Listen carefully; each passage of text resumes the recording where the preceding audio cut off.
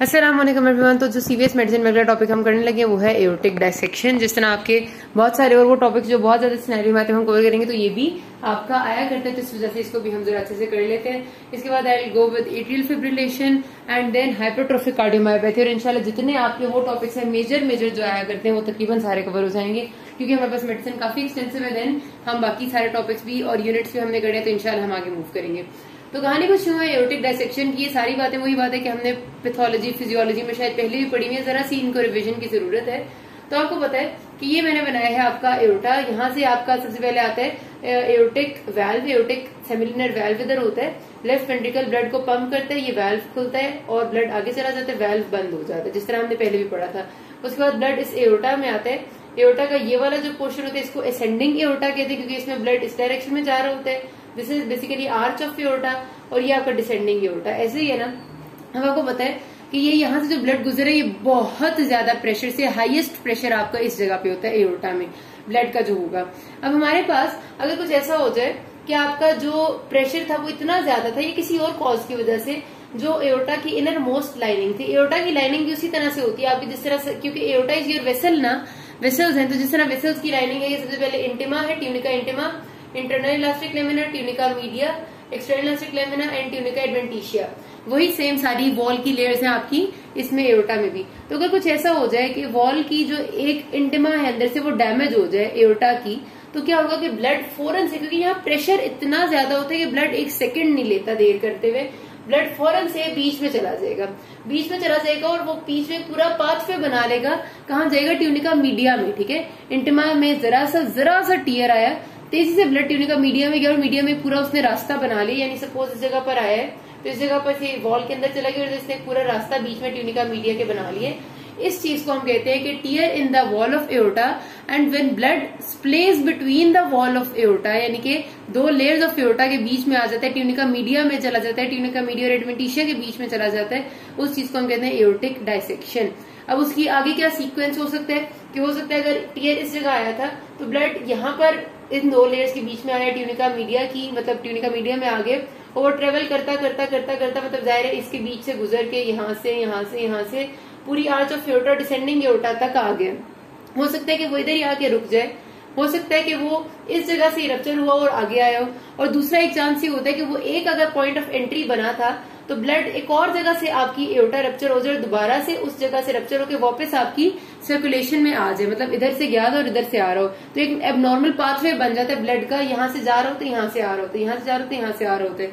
लेकिन कोई भी ऐसी कंडीशन जिसमें एओर्टा की वॉल रप्चर होने की वजह से एओर्टिक वॉल के अंदर ब्लड घुस जाए between the layers of aorta, aortic wall, तो उसको आप एओर्टिक डायसेक्शन कहते हैं। ठीक है, अब इसमें आपकी सबसे पहली बात तो हम टाइप्स की जिक्र कर लेते हैं कि आपकी जो आपकी डी बेके क्लासिफिकेशन है, ये आपको नाम पता होंगे, ये बुक में नहीं लिखे हुए। ठीक है, तो आपको ये नाम है डी बेके क्लासिफिकेशन के हिसाब से इसको 3 टाइप में डिवाइड किया जाता है, और जो स्टैनफोर्ड क्लासिफिकेशन है वो उसको 2 में डिवाइड करती है। स्टैनफोर्ड ये कहती है कि वो कोई भी डायसेक्शन जो असेंडिंग एओर्टा को इन्वॉल्व कर रही है, ठीक है, असेंडिंग एओर्टा को इन्वॉल्व कर रही है, वो आपकी टाइप ए है, और जो सिर्फ डिसेंडिंग एओर्टा को इन्वॉल्व करी वो टाइप बी है। अब असेंडिंग एओर्टा को इन्वॉल्व किस तरह से हो सकती है? एक ये हो सकता है कि यहाँ पर ओरिजिन हुआ है, यानी यहाँ से शुरू हुआ है और यहाँ पर ही आकर रुक गए, सिर्फ असेंडिंग एओर्टा इन्वॉल्व हुआ है, आगे सब ठीक है, तो ये भी आपकी स्टैनफोर्ड की टाइप ए में आएगी। और दूसरा तरीका ये हो सकता है, और ये आपकी डीबीके क्लासिफिकेशन की टाइप 1 होगी। ठीक है, कि आपका सिर्फ असेंडिंग एओर्टा इन्वॉल्व है, सिर्फ इतना सा एरिया। दूसरा ये हो सकता है कि असेंडिंग एओर्टा से यहाँ से आपका टीयर हुआ, ब्लड इधर आया और ब्लड उसी तरह निकल के पूरा डिसेंडिंग एओर्टा तक चला गया। ये भी खराब है, ये भी खराब है, ये भी खराब है, असेंडिंग भी, आर्च भी और डिसेंडिंग भी। ये आपका इसमें देखिए असेंडिंग एओर्टा तो इन्वॉल्व है ही है, डिसेंडिंग भी इन्वॉल्व है, लेकिन हमारे स्टैनफोर्ड ने कहा था कि कोई भी ऐसी डायसेक्शन जिसमें असेंडिंग इन्वॉल्व हो जाए वो टाइप ए में आती है, तो ये भी आपकी टाइप ए में आ जाएगी स्टैनफोर्ड की। लेकिन डी बेके के मुताबिक ये टाइप 2 होगी। और टाइप 3 क्या होगी कि आप असेंडिंग इन्वॉल्व नहीं हुआ, यहाँ कोई मसला नहीं है, सब ठीक है, ये नॉर्मल है, ठीक है, अपनी जगह एओर्टा आ गया ऐसे करके, लेकिन अब आपका इस जगह पर रप्चर हुआ है और डायरेक्ट सिर्फ डिसेंडिंग में ही आया सब कुछ, यहाँ से नॉर्मल है सब, तो दिस इज योर स्टैनफोर्ड की टाइप बी, क्योंकि इसमें असेंडिंग इन्वॉल्व नहीं है। तो स्टैनफोर्ड के मुताबिक और ये हमारे डीबेके के मुताबिक टाइप 3 हो जाते हैं। तो डीबेके की 1 वो है जिसमें सिर्फ असेंडिंग है, डीबेके की टाइप 2 वो है जिसमें असेंडिंग से शुरू होकर डिसेंडिंग है, और ये दोनों स्टैनफोर्ड की टाइप ए है। और डी बेके की टाइप 3 वो है जिसमें सिर्फ और सिर्फ डिसेंडिंग है, विच इज स्टैनफोर्ड की टाइप बी। दोनों की क्लासिफिकेशन के हिसाब से आपको पता होगा, दोनों के एमसीक्यू आते होते हैं। दोनों में मैनेजमेंट का डिफरेंस हो जाता है, क्योंकि असेंडिंग एओर्टा इन्वॉल्व होता है तो आपकी मैनेजमेंट और तरह की होती है, और अगर सिर्फ डिसेंडिंग होता है तो मैनेजमेंट और तरह की होती है। अच्छा, हमारे पास इसकी जो पैथोजेनेसिस चलेगी वो यही है कि आपका ब्लड चला गया between the layers of aorta travel कर रहा है, तो अब डेफिनेट सी बात है कि इसमें से आगे ये ब्लड जो आपकी एओर्टा की वॉल में आए ये कंप्रेस करेगा अंदर के ब्लड को। सबसे पहली बात तो ये कि जब असेंडिंग एओर्टा इन्वॉल्व होता है, ब्लड इस जगह से लेयर्स के बीच में आता है, तो कई दफा मैक्सिमम टाइम्स के साथ आपका एओर्टिक वाल्व भी रप्चर हो जाता है, मतलब कोई ना कोई इसका कस्प, कोई वॉल, कोई चीज रप्चर हो जाएगी, क्योंकि ज़ाहिर वॉल ऑफ एओर्टा के बीच में चला गया ना, तो आपका जो यहाँ पर वाल्व है, वाल्व का क्या मतलब होता है? वाल्व का मतलब सिर्फ ये नहीं होता कि दो पत्ते हैं जो घूम रहे हैं, खुल रहे हैं, बंद हो रहे हैं, उसके पीछे बकायदा कॉर्डी टेंडनी लगे हुए होते हैं, उसके पीछे पेपिलरी मसल होता है जिसको कंट्रोल करे। तो अगर वॉल ऑफ एओर्टा में ब्लड आ गया तो पेपिलरी मसल को भी कहीं ना कहीं इफेक्ट होगा, तो उससे अक्सर आपका एओर्टिक वाल्व खराब हो जाता है। और अक्सर ऐसे पेशेंट्स को एओर्टिक रिगर्जिटेशन के फीचर्स आ रहे होते हैं जो असेंडिंग एओर्टा की इन्वॉल्वमेंट में होते हैं, ठीक है।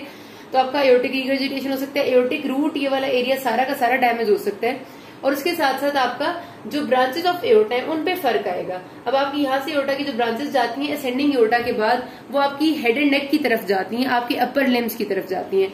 और सबसे इंपॉर्टेंट आपकी जो कैरोटिड्स हैं जो हेड एंड नेक को सप्लाई कर रही है, क्योंकि अगर कैरोटिड्स में खराबी है, कैरोटिड हेड एंड नेक को ब्लड ना लेगी, पेशेंट को स्ट्रोक हो सकता है, ठीक है, क्योंकि दिस इज वेरी इंपॉर्टेंट। अपर लिम की तरफ ब्लड ना गया तो क्या होगा? ज्यादा से ज्यादा अपर लिम इस्कीमिया होगा, इस्कीमिया होगा तो क्या होगा? बहुत दर्द होगा, हो सकता है गैंग्रीन हो जाए, लेकिन एक बाजू ही जाया होगा ना, मतलब दिस इज वेरी बिग, लेकिन फिर भी बाजू है, बंदा मरेगा तो नहीं। लेकिन अगर कैरोटिड में ब्लड ब्रेन की तरफ ना गया तो स्ट्रोक हो जाएगा, स्ट्रोक में तो बंदा मर जाएगा, सीधा सीधा ब्रेन स्टेम डेथ हो जाएगी।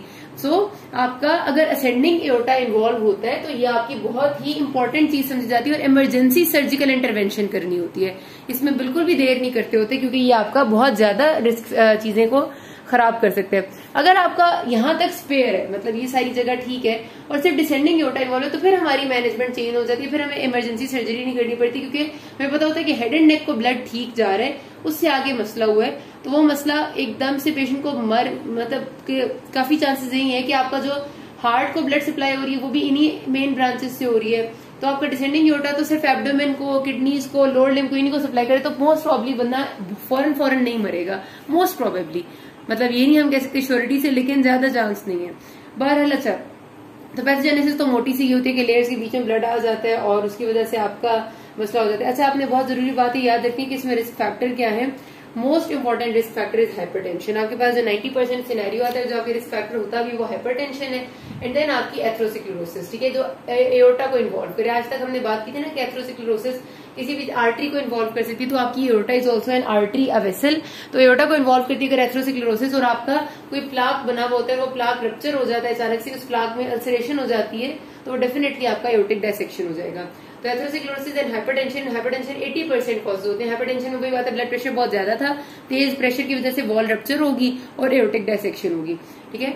तो आपका सबसे इंपॉर्टेंट कॉजेज ये है जो आपके पास अक्सर सिनेरियो में आते हैं ना, वो एक बड़ी इंपॉर्टेंट चीज होती है मार्फन सिंड्रोम। यंग पेशेंट होगा, सडन पेन उसको चेस्ट में शुरू होगी है जो कि बहुत ज्यादा है, रेडिएटिंग टुवर्ड्स द बैक है, और उसका पेशेंट को जो है वो कहते हैं कि उसकी लिम्स भी थोड़े से एलोंगेटेड थे, उसकी स्किन ज्यादा स्ट्रेचेबल है। अब वो दूसरी तरह से आपको ये बता रहे हैं कि वो पेशेंट को मार्फन सिंड्रोम है, और मार्फन सिंड्रोम वाले में एओर्टिक डायसेक्शन होना बहुत कॉमन है। ये वो सिंड्रोम होता है जिसमें आपकी इलास्टिक फाइबर्स नॉर्मल नहीं होते, और आपको पता है कि आपका aorta is a very elastic vessel, इसमें इलास्टिसिटी होना बहुत जरूरी है क्योंकि ये बहुत हाई प्रेशर को बर्दाश्त करती है। अगर मार्फन सिंड्रोम वाले लोगों में जिनमें इलास्टिक फाइबर्स खराब होते हैं, एओर्टा में आपकी जो इंटरनल इलास्टिक लेमिना वगैरह है ना, उसकी इलास्टिक फाइबर्स काफी ज्यादा होते हैं, वो बहुत इलास्टिसिटी में उनमें होती है। तो अगर वो फाइबर्स नॉर्मल नहीं होंगे तो जाहिर है इन लोगों में एओर्टिक वॉल के रप्चर होने का खतरा बहुत ज्यादा होता है, which can lead to aortic dissection. तो ये आपका बड़ा इंपॉर्टेंट सिनेरियो मार्फन सिंड्रोम के साथ आना, ठीक है। देन उसके अलावा क्या कॉज हो सकते हैं, कोई प्रेगनेंसी है, कोई ट्रॉमा हुआ है, आइट्रोजेनिक कॉज बहुत इंपॉर्टेंट होता है कि आप कोई आइट्रोजेनिक का मतलब आप कोई इंटरवेंशन कर रहे थे और आपने एओर्टिक वॉल को रप्चर कर दिया, ठीक है, जिसमें कार्डिक कैथेटराइजेशन जब आप करते हैं तो बहुत ध्यान से करनी होती है वरना रप्चर हो सकता है, ठीक है। उसके अलावा कोई फाइब्रोमस्कुलर डिस्प्लेजिया या coronary artery disease, they can be, लेकिन जो मेन इंपॉर्टेंट है वो याद रखना है, लेकिन बाकी भी आपको पता होने चाहिए। अच्छा, अब आपके पास एक तो चीज हो सकती है कि हमने कहा कि वॉल ऑफ एओर्टा के बीच में ब्लड चला गया, तो एक तो ये है कि वो ब्लड उधर रुक जाए, अगर वहां पर रुक जाएगा और मजीद ब्लड अंदर से जाता जाएगा तो क्या होगा, वो वाला पोर्शन एओर्टा का डायलेट कर जाएगा, और जब एओर्टा का कोई पोर्शन डायलेट करते हैं तो उसको हम क्या कहते हैं, एओर्टिक एनेरिज्म। तो कई बार ऐसा होता है कि आप जब सीटी एमआरआई कराते हैं तो आपको एओर्टिक डायसेक्शन भी मिल रही है, यानी ब्लड अंदर गया भी है और उसके ऊपर से डायलेट भी हो गया, तो आपको समझ नहीं आता कि पहले ब्लड अंदर गया था या एनेरिज्म डेवलप हुआ था। और कभी कभार ऐसा भी होता है कि अगर ये मेरे पास एओर्टा की वॉल है ना, तो एक अभी तो मैंने आपको कहा वॉल रप्चर होगी और ब्लड अंदर जाएगा। कभी कभार ऐसा होता है कि वॉल रप्चर नहीं होती, बल्कि जो एओर्टा की अपनी ब्लड वेसल्स है जिनको हम वेजा विजोरम कहते हैं, क्योंकि आपको पता है कि एओर्टा को भी तो ब्लड वेसल सप्लाई करती है ना, तो वो जो वेजा विजोरम वेसल्स है वो मीडिया में आके रप्चर हो जाती है। सपोज मेरे पास एक छोटी सी वेजा विजोरम वेसल थी जो आपके एओर्टा के ट्यूनिका मीडिया में रप्चर होगी, तो ब्लड फिर भी ट्यूनिका मीडिया में कलेक्ट हो जाएगा, बिल्कुल उसी तरह जिस तरह एओर्टिक डायसेक्शन में कलेक्ट होता है, उसको भी हम एओर्टिक डायसेक्शन कहते हैं।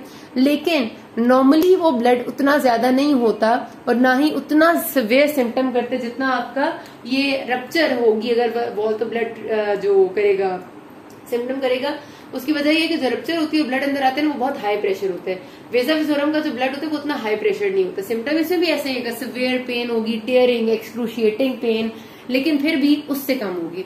अच्छा, बहरहाल हमारे पास ये रिस्क फैक्टर्स थे और ये हमने पैथोजेनेसिस था। तो इसमें क्लिनिकल फीचर्स क्या होते हैं, अगर आपका पेशेंट का असेंडिंग एओर्टा इन्वॉल्व होता है तो उसको एंटीरियर चेस्ट पेन होगी, जैसे मैंने बताया ना, जैसे एमआई के पेशेंट्स की होती है, बहुत सिवियर सीने में दर्द शुरू हो जाते हैं आगे से।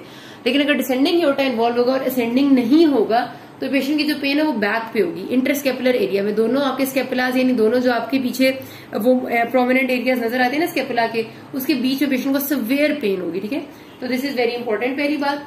उसके बाद आपके पास एक तो ये कि पेन के साथ भी प्रेजेंट करेगा, उसके बाद जो आर्टरी उसकी अफेक्ट हो रही है उसके फीचर के साथ भी पेशेंट प्रेजेंट कर सकते हैं। और हाँ, इसमें 80% ऑफ पेशेंट का ब्लड प्रेशर भी हाई होगा, हाइपरटेंसिव होंगे, याद रखना आपने।